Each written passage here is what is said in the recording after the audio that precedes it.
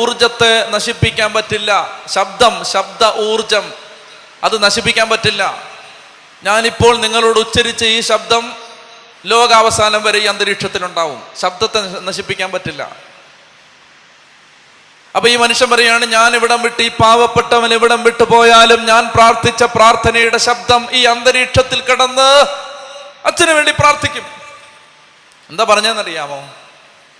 നമ്മുടെ വീടുകളിൽ ഉച്ചരിക്കപ്പെടുന്ന വാക്ക്, പറയുന്ന ഭാഷ, സംസാരം, വഴക്ക്, കലഹം, ടി വിയിലൂടെ വരുന്ന സ്വരങ്ങൾ, ഇതെല്ലാം ചേർത്തിട്ട് അവിടെ നല്ല ഊർജമാണോ നമ്മുടെ വീടുകളിൽ കിടക്കുന്ന മുഴുവൻ?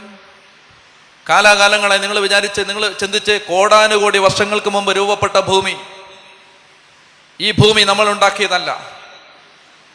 ഈ മല നിങ്ങൾ വെട്ടിപ്പിടിച്ചെന്നേ ഉള്ളൂ, നിങ്ങൾ സൃഷ്ടിച്ചതല്ല. എത്രയോ ആളുകൾ, എത്ര ആയിരം മനുഷ്യര് മരിച്ചു വീണ സ്ഥലമായത്.